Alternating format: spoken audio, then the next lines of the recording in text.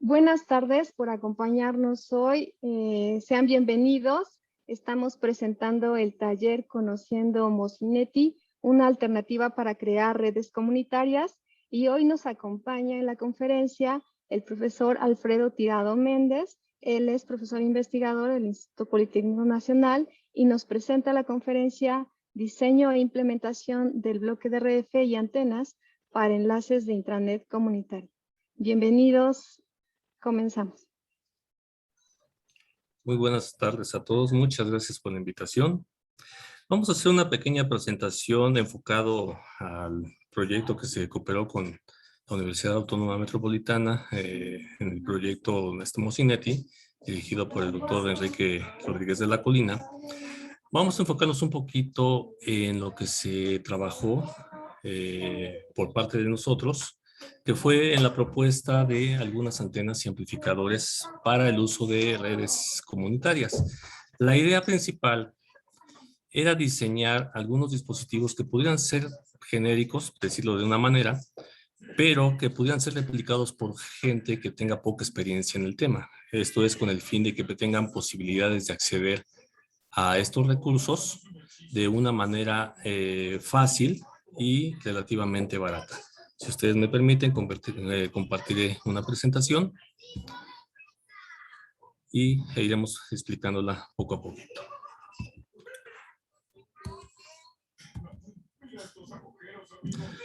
Entonces, el tema, antenas y amplificadores para redes comunitarias, su servidor José Alfredo Tirado Méndez, profesor invitado por la Universidad Autónoma Metropolitana en el Departamento de Ingeniería Eléctrica.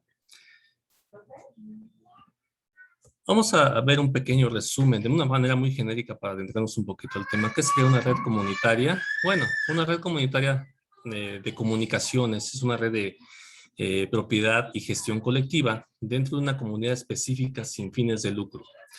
Este tipo de redes, bueno, se constituye como colectivos en comunidades rurales, en comunidades indígenas u organizaciones de la sociedad civil que ejercen su derecho a la comunicación. Estas redes comunitarias de comunicaciones pueden dividirse en diferentes grupos y dos de las principales que tenemos son las redes de telefonía celular y redes para proveer acceso a Internet. En el caso de las redes comunitarias de telefonía celular, me di a la tarea de investigar algunas de las asociaciones civiles que se dan aquí en México y una de las más famosas que he encontrado es la sociedad civil, que se llama Redes por la Diversidad, Equidad y Sustentabilidad, en la cual se enfoca a hacer proyectos para llevar comunicación o redes de comunicaciones a las áreas marginadas o de bajos recursos. Para el caso del proyecto que trabajamos en conjunto con la Universidad Autónoma Metropolitana, era enfocarnos en el proceso para realizar sistemas de acceso a Internet de fácil acceso, de fácil adquisición, pero además de que pudieran replicarse por personal de baja experiencia, que se les pudiese capacitar para que ellos pudieran replicar y poder expandir los sistemas de comunicaciones de acuerdo a sus necesidades. Entonces, el proyecto, parte de lo que nos vimos enfocados nosotros, fue en la realización de extender un poquito más el bloque de radiofrecuencia, de tal manera que pudiéramos obtener una mayor distancia y proveer de mejor servicio en estas redes comunitarias. Con lo que se propuso en un inicio fue el uso de radios definidos por software, tarjetas SDR, las cuales se iban a configurar como módems o como elementos hotspot, de tal manera que estos pudieran distribuir la señal, tanto para transmisión como recepción. Sin embargo, es conocido que la mayoría de estas tarjetas SDR son de baja potencia. La mayoría de estas tarjetas podemos encontrar de precios muy asequibles a inclusive precios muy elevados. Entonces, la idea era que nosotros tuviéramos una tarjeta de bajo costo que se pudiera implementar y que pudiera tener todas las facilidades necesarias para proveer el servicio, pero desgraciadamente este tipo de tarjetas manejan una sensibilidad muy pequeña en la parte receptora, y muy baja potencia en la parte transmisora. Inclusive, algunas de las mejorcitas tarjetas pueden manejar potencias no más allá de 1 watt, con lo cual podemos alcanzar algunas cientos de metros de distancia. Sin embargo, para cuando se requieren de enlaces de mayor distancia, pues necesitábamos un poquito más de potencia. Entonces, hablando de una manera muy general, este es un diagrama a bloques muy básico, simplemente para la representación de lo que es un SDR. Entonces tenemos aquí un procesador en banda base donde nosotros le vamos a dar la modulación, la tasa, si se le va a implementar OFDM, el número de portadoras, etcétera, etcétera, ¿no? La entrada de datos se procesa, se manda a un convertidor digital analógico, se pasa por el amplificador de potencia y se transmite hacia la antena. En la parte receptora tenemos el amplificador de bajo nivel de ruido, cuya salida se conecta a un convertidor analógico digital y el procesador de banda base y se procesan los datos. En la mayoría de las tarjetas me atrevo a decir que casi el 100% de las tarjetas SDR tienen una sola salida, una entrada-salida, un puerto de entrada-salida donde se va a conectar la antena y esta entrada-salida pues está dividida a través de un duplexor interno en la tarjeta, por lo cual es difícil manipularla para que podamos separar las trayectorias de recepción y de transmisión. Entonces, la idea del proyecto era implementar un nuevo bloque de radiofrecuencia, un nuevo bloque de front-end, en la cual nosotros vamos a incluir un amplificador de potencia, un amplificador de bajo nivel de ruido y 2 circuladores con el fin de separar las trayectorias de transmisión y de recepción. Entonces, la idea era conectar ese SDR que ya tenemos configurado a través de alguna línea de transmisión. En este caso se utiliza un cable coaxial, puesto que el conector que tiene el SDR generalmente es un conector tipo SMA. Conectamos el cable coaxial y diseñamos este circuito. La idea principal es separar las trayectorias de transmisión y de recepción con el fin de que no introduzcan interferencias entre ellos mismos. Un circulador es un dispositivo pasivo que nos permite aislar esas trayectorias. Lógicamente aquí podríamos también utilizar duplexores, sin embargo, debido a la separación de las bandas de transmisión y recepción, utilizar un duplexor sería muy complejo por la separación en estas frecuencias. Entonces, la idea era utilizar este circulador que, a pesar de que utilizamos la misma portadora para la parte transmisora como la receptora, nos permite aislar perfectamente las entradas. ¿Cómo funciona este circulador? Este es un dispositivo que funciona de la siguiente manera. Aquí, por ejemplo, donde estoy apuntando, nos dice, la señal que tú tienes aquí va a pasar hacia este lado, porque es el símbolo que me dice este circulador, ¿no? Va a pasar hacia este lado, pero no puede pasar hacia acá, y mucho menos puede pasar de este punto hacia acá. Entonces, la única forma es que pase de este puerto a este puerto, o de este puerto hacia este puerto. Pero como la señal entra por aquí, va a salir por este puerto, pasa al amplificador de potencia, llega nuevamente a un segundo circulador, y este circulador en este puerto me dice solamente vas a poder pasar hacia este lado. En cuanto a la parte receptora, llega la señal a la antena, pasa a este circulador y esa señal no puede pasar hacia esta trayectoria. Tiene que pasar por este lado, ¿sí? Entonces, esa señal recibida nuevamente se pasa por el amplificador de bajo nivel de ruido, llega al circulador y de este puerto hacia este puerto sí puedo pasar, pero de aquí hacia acá no se puede. Entonces, con eso podemos separar las trayectorias de transmisión y de recepción. Inclusive repetimos que sea la misma frecuencia que estemos utilizando en la parte de transmisión como en la parte de recepción.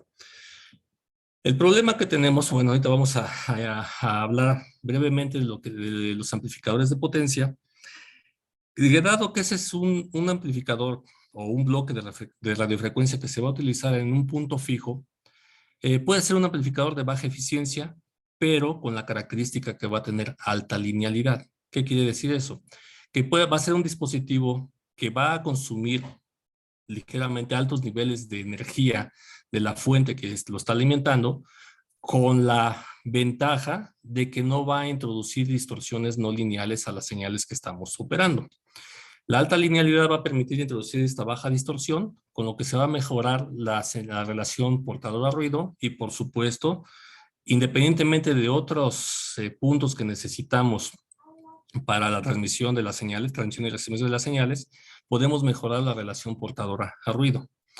Al ser de baja eficiencia, como habíamos mencionado, va a consumir una mayor cantidad del suministro. Sin embargo, como es una estación fija, pues no es un problema sustancial del cual se puede manejar. A diferencia de que tuviéramos nosotros un móvil, donde en ese móvil, lógicamente, lo que más queremos es que la batería dure lo más posible, y en el móvil nosotros tendríamos que estar utilizando una conmutación de amplificadores de alta eficiencia con amplificadores de baja eficiencia para estar viendo en qué momento podemos utilizar uno y otro. Pero bueno, ahí tenemos que meternos con problemas más elaborados, como puede ser lo que es la detección de las características del canal. Pero bueno, esos son puntos diferentes. Por otro lado, se propone que el amplificador que se utilice sea de circuito integrado y solamente diseñar lo que son las redes de acoplamiento de entrada-salida y la red de polarización. ¿Por qué? Porque eso va a hacer que el dispositivo sea más económico, sea más asequible y sea más fácil de implementar, a diferencia de que si lo diseñáramos con elementos discretos, donde el transistor se tiene que usar por separado, se tienen que utilizar capacitores, resistores y todo el diseño de las pistas que lo interconectan de manera separada, donde la probabilidad de fallo en la construcción puede ser mayor. Entonces, otra de las ventajas que tenemos al diseñarlo directamente con un circuito integrado y nada más agregarle lo que son las pistas, es que se pueden conseguir aquí en el país. A diferencia de algunos elementos discretos que desgraciadamente se tienen que comprar por mayoría, pero además se tiene que pedir con importación. Entonces, esas son de las características que debe cumplir el amplificador, de tal manera que se pueda ser obtenido en un ambiente rural, donde lógicamente sabemos que hay muchos problemas para poder adquirir sistemas de ese estilo, pero que se pueden obtener en ciudades de medias a grandes. Por otro lado, el amplificador de bajo nivel de ruido, también conocido como LNA, por sus siglas en inglés, se propone que sea de un intervalo dinámico grande. Esto es con el fin de evitar distorsiones y de incrementar la sensibilidad del dispositivo. ¿Qué quiere decir eso? Que puedo yo trabajar con señales relativamente grandes. Al decir relativamente grandes, estamos diciendo que podemos trabajar con potencias inclusive cercanas a 1 miliwatt. Por lo que sé, pero además de que como va a tener una sensibilidad muy grande, podemos detectar señales muy pequeñitas, de inclusive hasta de menos 90 dBm. ¿Sí? Se recomienda que el diseño cumpla un punto de intersección de tercer orden mayor a 10 dBm, esto con el fin de asegurarnos de que el amplificador no va a generar distorsiones no lineales, lo que puede llevar a que la señal se modifique o inclusive se pierda. Pero también podemos utilizar ese amplificador que puede tener una compresión de ganancia mínimamente de 0 dBm. También nuevamente esto con el fin de evitar distorsiones no lineales. Igual que en el caso del amplificador de potencia, se recomienda que sea a través de un circuito integrado por las mismas razones que hablamos del amplificador de potencia, es decir, que puede ser obtenido aquí en el país, que se pueden diseñar sus redes nada más de entrada y de salida, sin la necesidad de estar diseñando para polarizar un transistor, para llevarlo a sus puntos óptimos. En este caso, el diseño de una LNA en alta frecuencia no es el mismo tipo de diseño que se puede encontrar en libros básicos de ingeniería. Es un diseño mucho más complicado que requiere varios meses de estudio cuando uno se dedica exclusivamente a eso. Entonces, como la idea es que una persona con pocos conocimientos de electrónica pueda replicar el diseño, es que nos basamos nosotros en buscar simplemente en el mercado un amplificador que satisfaga mínimamente las características que aquí estamos mencionando. Bueno, por otra parte, ya una vez que cumplimos las características tanto del amplificador como, de potencia como el del LNA, hablemos un poco de los circuladores.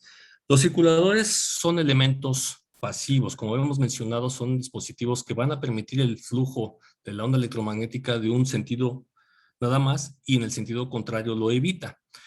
El problema de esos circuladores es que son elementos también que se van a requerir de importación, porque difícilmente se encuentran aquí en el país, ¿sí? Entonces, si aquí mismo en la Ciudad de México, o que es una de las ciudades más grandes del mundo, es difícil conseguir ese tipo de dispositivos, imaginémonos en una región que se encuentra lejos de las áreas más urbanizadas. Entonces, la idea es tratar de sustituir este circulador con algún otro dispositivo que nos proporcione un comportamiento semejante, no igual, porque desgraciadamente para eso está el circulador, pero sí podemos emular su comportamiento con otro dispositivo que nos permita también generar ciertos niveles de aislamiento en un sentido, pero en el otro sentido dejar pasar la señal. Este dispositivo se le conoce como combinador híbrido de 180 grados y es el que presentamos aquí. Este combinador híbrido, la figura que tenemos aquí es una pista, ¿sí? Es un circuito impreso en una tablilla para circuitos impresos. ¿De qué consta? Bueno, de que este dispositivo lo vamos a diseñar a cierta frecuencia. Para el caso del proyecto se diseñó a 2.4 GHz, en el cual nosotros vamos a diseñar este círculo a una impedancia de raíz de 2 Z0. Z0 generalmente es de 50 ohms, es por cuestiones de estandarización de los equipos, y va a tener 4 puertos. Sin embargo, nosotros necesitamos solamente 3. Ahorita vamos a explicar cuál es la diferencia y cuál es el que no vamos a utilizar. Entonces, la idea es que este dispositivo, vamos a conectar la antena en el puerto número 3, es decir, en este puerto. El LNA lo vamos a conectar en el puerto 4, en este puerto. Y el amplificador de potencia lo vamos a conectar en el puerto 1. El puerto 2, como es un puerto que no vamos a estar utilizando, se tiene que aterrizar. Ese es el término que le damos, que tenemos que conectar este dispositivo al plano de retorno a través de una resistencia. En este caso, una resistencia de 50 ohms. Para la parte que va conectada al SDR, el SDR lo vamos a conectar al puerto 3, la salida del LNA al puerto 1, y la entrada del amplificador de potencia al puerto número 4. Con esta configuración vamos a obtener un aislamiento de 40 decibeles entre el puerto 1 y 4, es decir, donde van los amplificadores, pero no aísla del puerto 1 al 3, que es la ventaja que presenta un circulador. ¿Por qué no diseñar un circulador aquí en México? Porque el circulador utiliza ferritas muy particulares, que solamente, digamos que una empresa especializada nos daría los parámetros necesarios para poder diseñar ese circulador, ¿sí? Entonces, esa es la desventaja que tenemos de no poder diseñarlos aquí de una manera rápida y eficiente, que ese es el punto principal que queremos para que, repetimos, una persona con pocos estudios en el tema pueda poder replicarlo. Entonces, ese es el detalle que tenemos con el circulador, pero con este combinador híbrido podemos darle la vuelta a ese proceso y obtener muy buenos resultados. ¿Cuál es la idea? Tenemos el SDR, como dijimos, conectado al puerto 3. Llega la señal del SDR que tenemos que transmitir. Parte de esa señal se va a ir hacia este lado, ¿sí? Pero es una señal pequeñita. Entonces, esta señal va a seguir esta trayectoria, se va a amplificar por este amplificador de potencia, valga la redundancia, pasa por el circulador o por el combinador híbrido y va a llegar hacia la antena, ¿sí? Hacia el puerto número 4 no va a existir, o la cantidad de energía que pase del puerto 1 al 4 va a ser muy pequeñito, porque recuerden que estamos atenuando mínimamente 40 decibeles, ¿sí? Entonces la señal se transmite.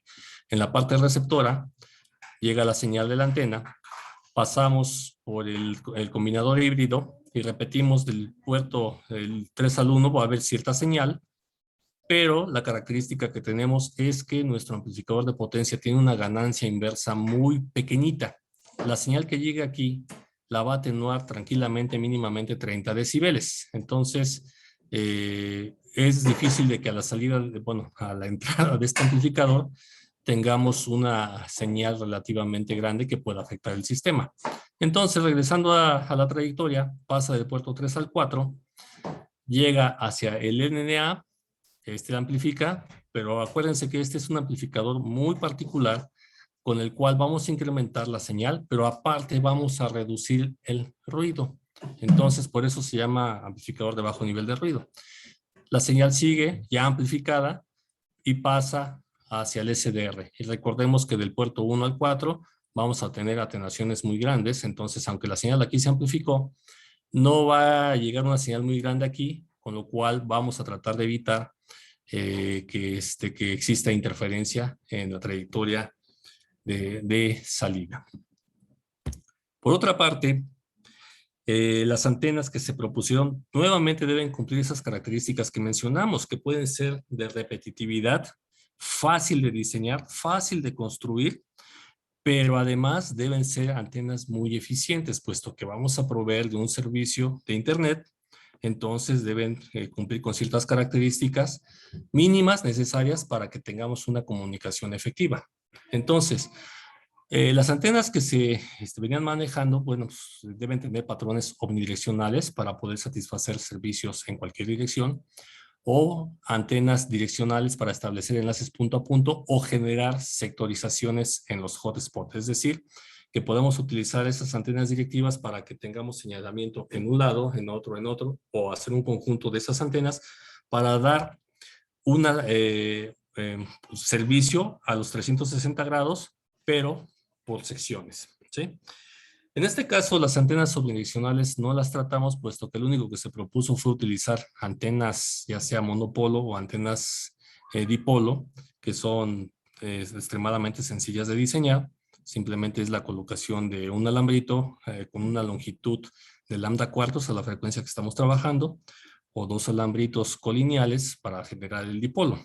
Entonces, nos enfocamos más en las antenas direccionales porque de esta lo podemos utilizar, ya dijimos, en el proceso de sectorización o generar enlaces punto a punto, punto multipunto a mayor distancia.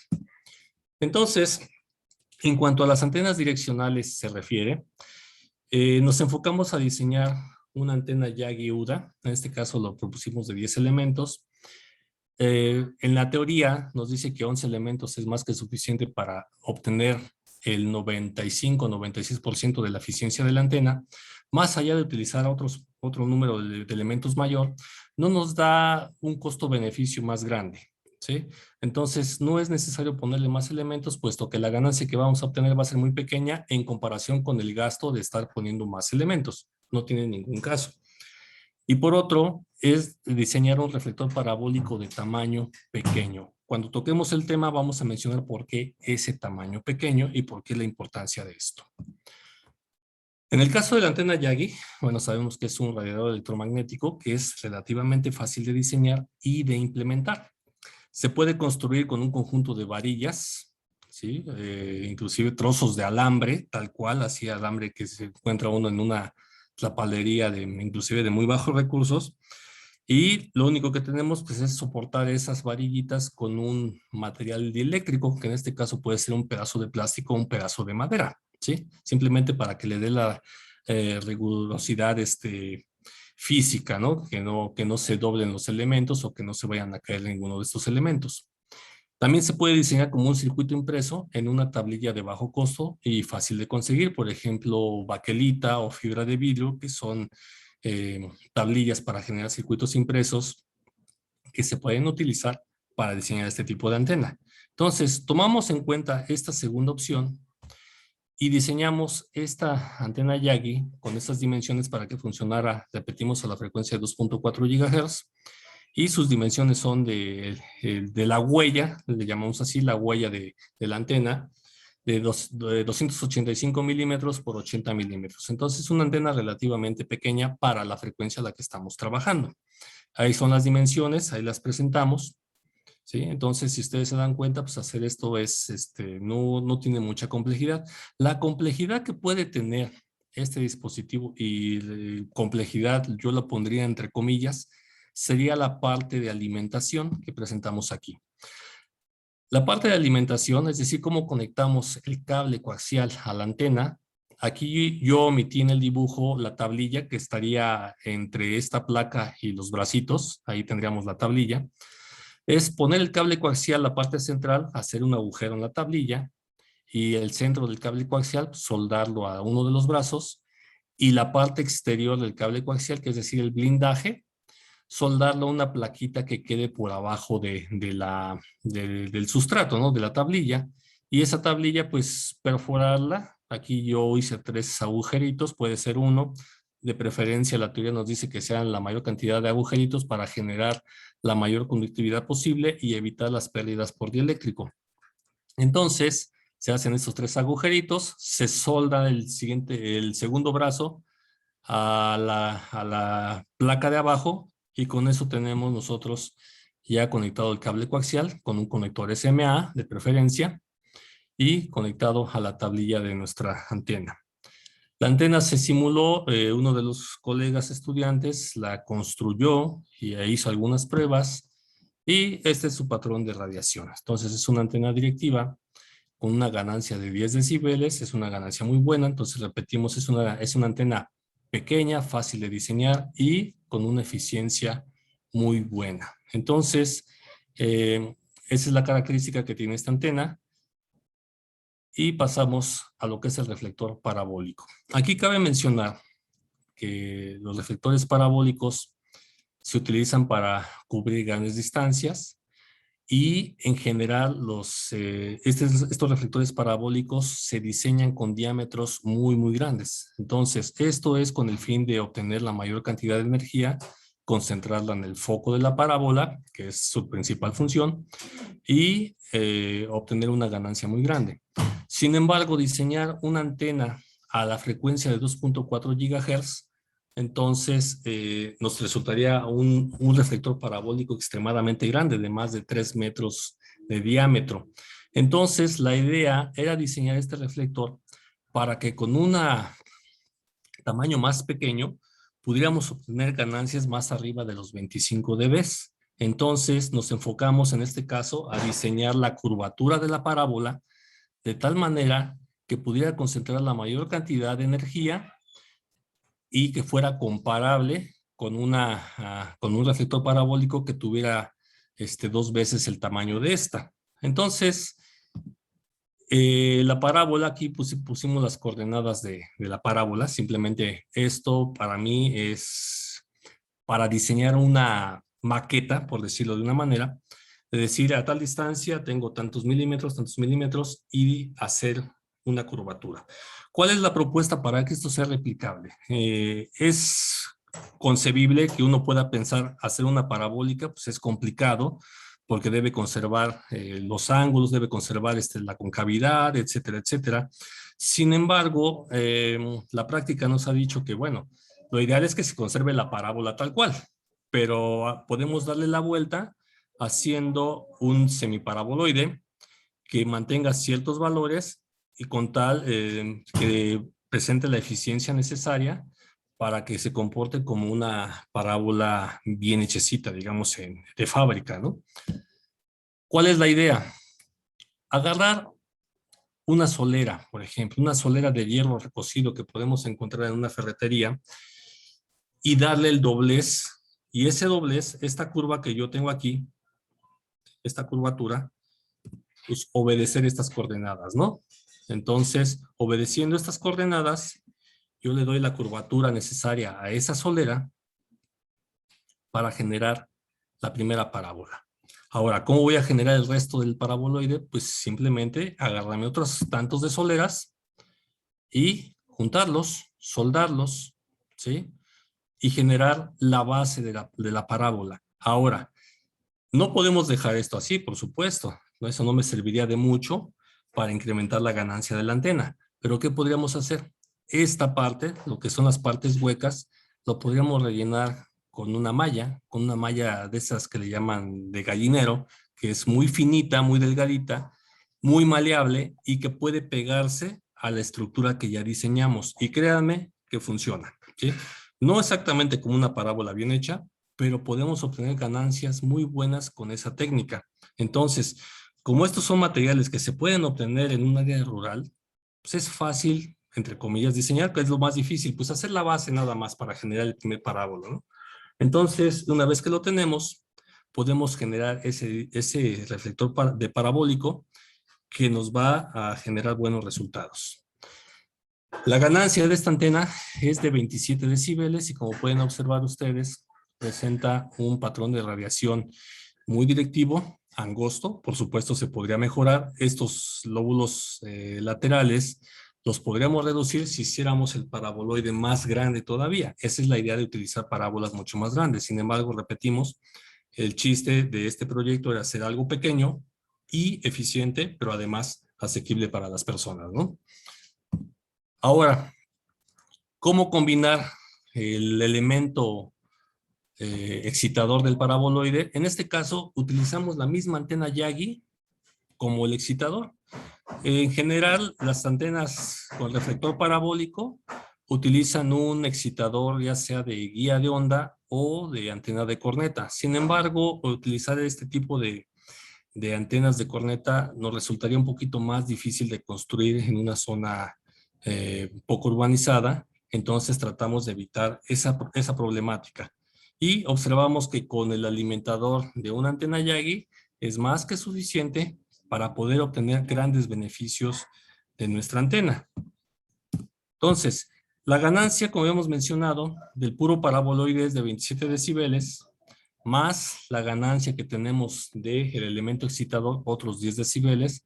Estamos hablando que podemos obtener antenas de este estilo, con ganancias de más de 37 decibeles, con lo cual podemos cubrir distancias relativamente grandes para hacer enlaces punto a punto, con el fin de tener las conexiones entre los hotspots. Por mi parte es todo. Estoy a sus órdenes para cualquier pregunta que tengan. Espero poder contestarlas con claridad. Muchas gracias.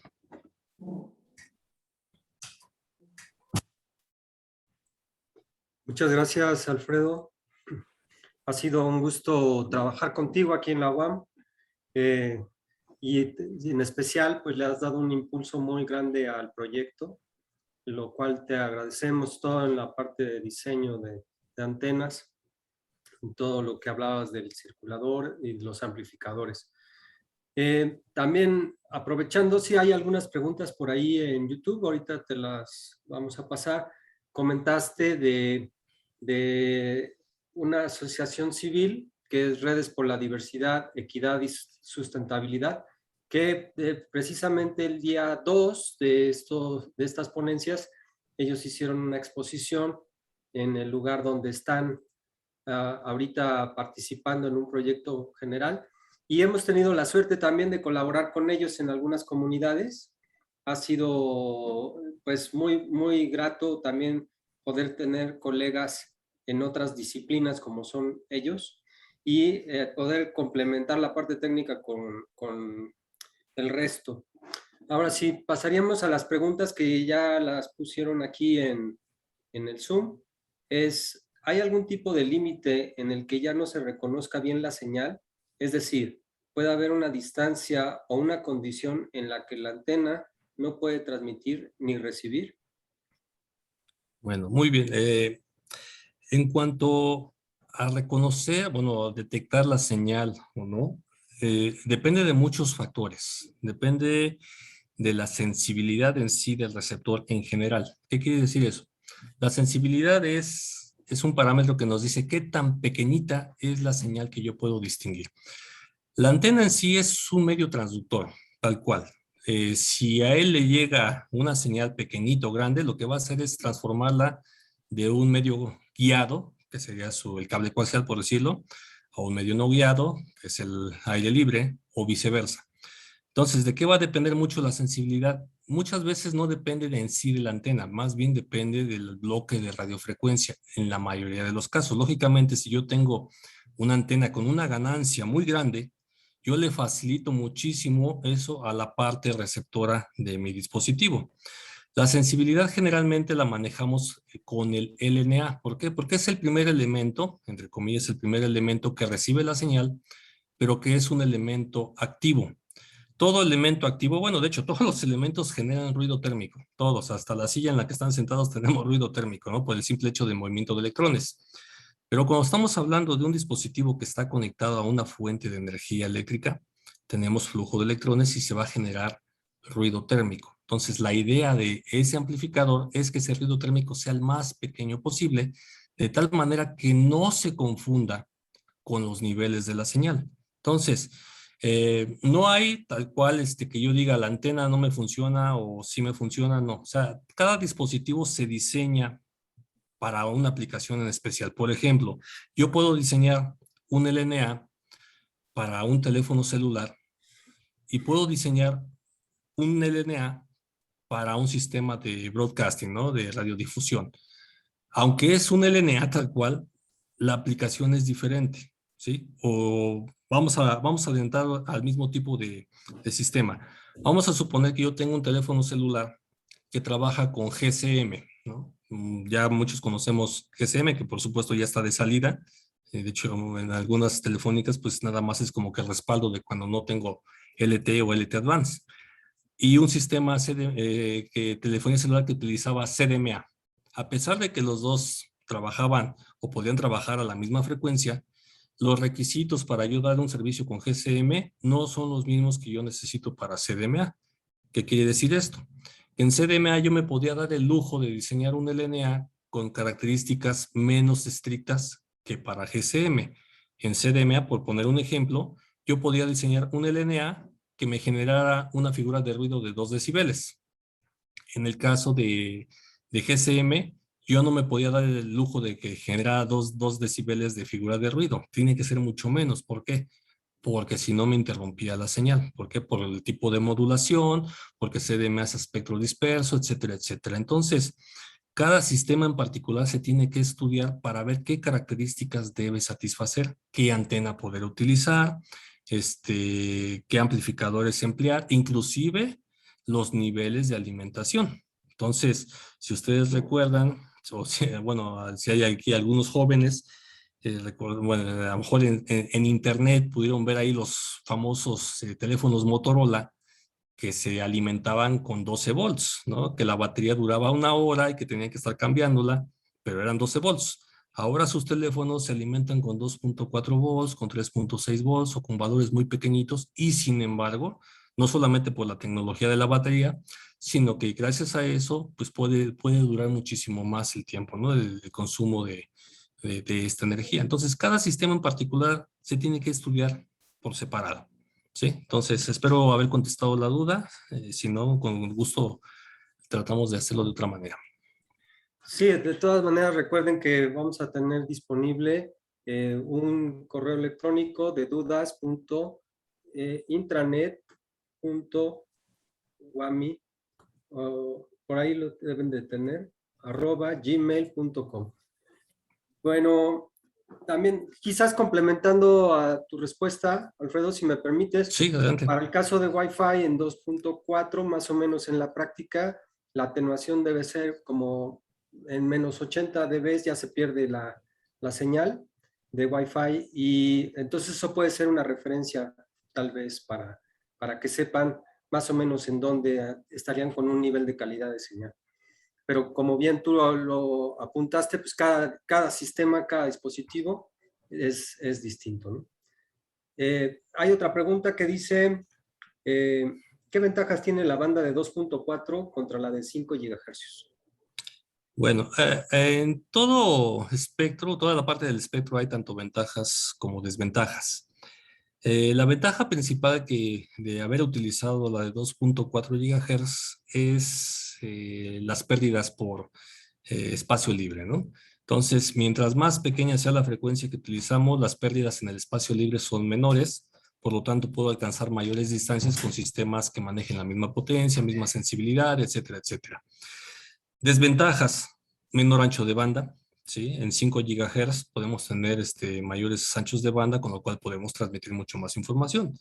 Nada más como brevario cultural, por ejemplo, 5G, que en teoría debió haber entrado a finales del año pasado, pero bueno, por la situación mundial de salud, pues se han retrasado mucho los trabajos. 5G intenta utilizar bandas de alrededor de los 30 GHz, intenta utilizar bandas cerca de los 100 GHz, con el fin de obtener anchos de banda tan grandes que yo pueda transmitir 10, 20 gigahertz, perdón, 10, 20 gigabits por segundo, ¿no? Cosa que no podría yo utilizar en 2.4 gigahertz o en 5 gigahertz. Entonces, puntualizando, simplemente las pérdidas en espacio libre, ¿no? Y además de que es una banda licenciada igual que en 5 gigahertz. Sí, gracias, Alfredo. Complementando la parte de 5G para telefonía celular, bueno, pues hay países donde ya le apostaron a irse a la telefonía celular y tienen un desarrollo increíble, e incluso en la transmisión de datos ya no utilizan prácticamente Wi-Fi, sino que se fueron por la telefonía celular. Pero bueno, estamos hablando de otro mundo. Otro mundo. Para América Latina creo que es más aterrizable fortalecer todo el sistema de Wi-Fi como lo pretendemos hacer, sobre todo para los lugares donde todavía no tienen conexión a Internet. Hay más preguntas. Dicen, ¿y qué hay de objetos? ¿La señal puede atenuarse a través de un objeto? Por supuesto. La idea de tener enlaces, radiocomunicaciones, hay todo un mundo que investiga los modelos de propagación. No es lo mismo que yo tenga una onda electromagnética propagándose en un bosque, en una zona montañosa, en una zona desértica. Curiosamente, yo cuando era estudiante, yo decía, bueno, si tenemos un enlace punto a punto y en medio hay una planicie, ¿no?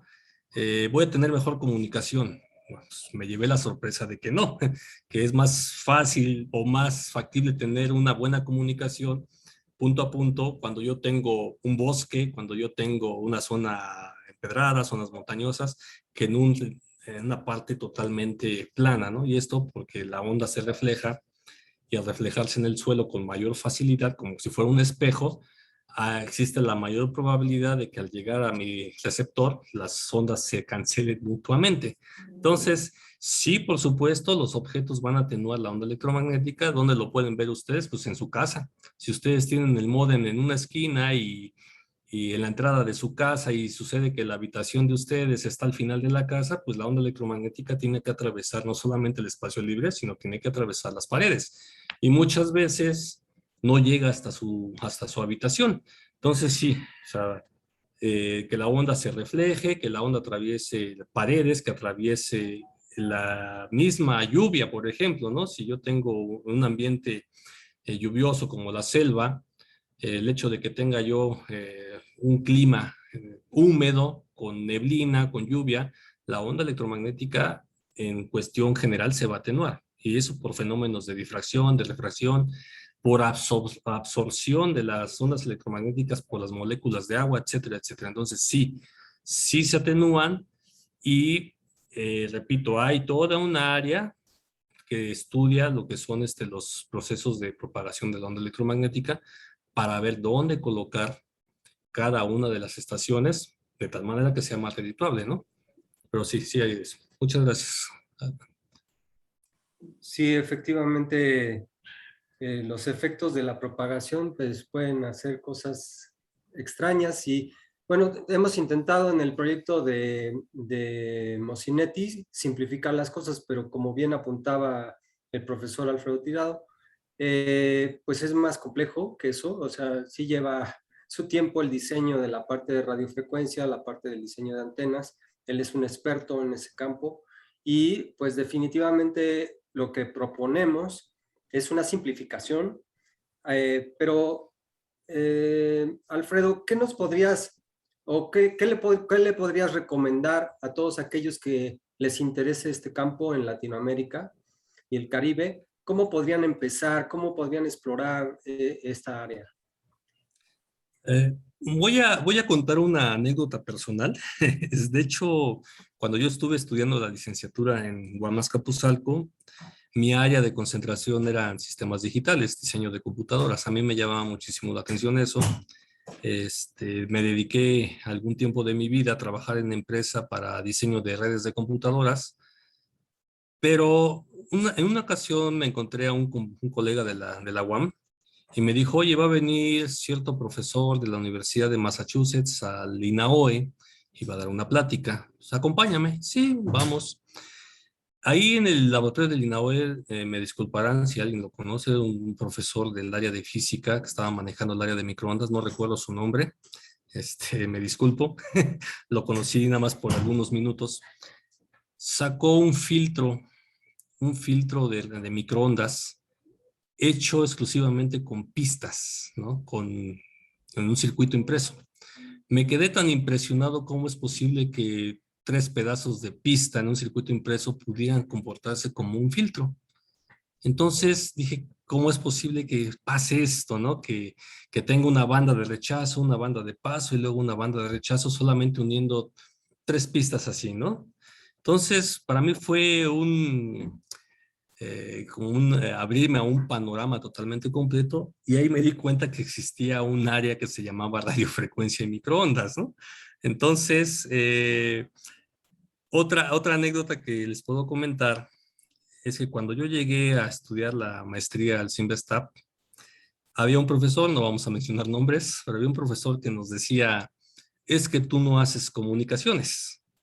Y pues yo, un chamaco recién ingresado a la maestría, dije, ah, caray, pues entonces, ¿qué estoy haciendo aquí, no? Al paso del tiempo dije, pues sí hago comunicaciones, no hago algoritmos, no hago modulaciones, etcétera, etcétera, pero sin lo que yo hago, pues no existirían las comunicaciones y lo que yo hago es el hardware, ¿no? Entonces, cuando uno se empieza a adentrar en el área de radiofrecuencia y el diseño de dispositivos pasivos, para mí fue un mundo totalmente completo, ¿no? Tuve la oportunidad de ir a hacer una estancia a la Universidad de Massachusetts, conocí a un profesor de nombre David Possar. Nosotros decíamos ahí en la universidad que era el dios de las microondas porque pues, era un profesor de 35 años en aquel entonces y tenía la máxima categoría porque era un profesor que se metió en su área, que uno decía, wow, qué maravillas hace, ¿no? Me inspiró la historia de este profesor porque él pasó algo semejante a lo que yo. Digo, yo espero algún día ser lo que él, ¿no? Pero sucede que este profesor estudiaba en la Universidad de Massachusetts, de Michigan, en otra área totalmente diferente, y estaba a punto de que lo corrieran de la universidad por las malas notas que tenía, ¿no? Entonces encontró él el área de microondas y le encantó tanto que ahora es una de las personas más reconocidas a nivel mundial en el área, ¿no? Y entonces se destacó, se graduó con honores, etcétera, etcétera. Entonces dije, bueno, vamos a ver qué pasa en esta área. Y sí, o sea, el hecho de ver cómo funciona una antena, cómo podemos diseñarla, cómo cambiarla, cómo hacer que se modifiquen las cosas, ¿no? Porque cuando uno es pequeño y cuando uno está en el área en sí, y lo digo por colegas que están en otras áreas, que dicen, ah, diseña una antena, pues agarras un gancho de ropa, ¿no? Le das la vuelta y lo conectas y ya funciona, ¿no? Digo, pues sí, te medio funciona, pero es efectivo, es eficiente. Entonces, adentrarse, perdón, en ese mundo y ver cómo modificar las geometrías de los metales, cómo modificar los medios de propagación, pueden generar que las comunicaciones se mejoren, pues es algo fascinante, ¿no? El único problema que yo le veo ahí, y se lo vi en su momento, ahora ya no, porque me encanta, es que pues uno tiene que entender la teoría electromagnética, ¿no? Que muchas veces es el coco de los estudiantes, pero cuando le agarras amor al área es fascinante, es increíble cómo entender las bases de eso te abre totalmente el panorama en el área y es fabuloso. Como conclusión de esto, yo les puedo decir que yo conozco a muy poca gente aquí en el país que se dedica al área de radiofrecuencia y microondas. Tan es así que inclusive su servidor le han ofrecido empleo en Asia. En algún momento me lo llegaron a ofrecer en Canadá y en Estados Unidos. No me quise ir. Me dan miedo los extranjeros, entonces no me quise ir. Bueno, era chamaco y era ignorante. Si me lo dicen ahorita sí me voy, pero bueno, ahorita ya me considero una persona vieja. Entonces, de hecho, sí, literalmente me lo dijeron, ¿no? Entonces, pero hay muy poca gente en el área. Créame, a nivel nacional y a nivel mundial hay muy poca gente que se dedica al diseño de radiofrecuencia y microondas, especialmente en el mundo de las antenas. Entonces, es un mundo para explorar, pero bueno, eso ya es decisión de cada persona, ¿no? Y bueno, esto sería lo que les tengo que contar al respecto. No, pues muy interesante, Alfredo, la historia. Creo que algunos nos hemos topado con con cambios en las áreas donde exploramos en la electrónica, ¿no? Y en la parte de las comunicaciones, pero definitivamente lo que es radiofrecuencia, el diseño de antenas, es un área apasionante y pues de gran utilidad para todo lo que sería este proyecto y muchos otros, ¿no? Entonces, bueno, pues ya no hay más preguntas. Te agradecemos tu participación. Posteriormente vamos a tener ya los talleres. Hablaremos de algunas de las antenas que precisamente se diseñaron gracias a la asesoría del profesor y cómo se montaron. Algunos alumnos que participaron en el proyecto las van a mostrar. Posteriormente hablaremos de radios programables y algunas aplicaciones que hemos preparado para el sistema Mosinetti. Entonces nos vemos en punto de las 5. Gracias. Gracias, hasta luego. Hasta luego.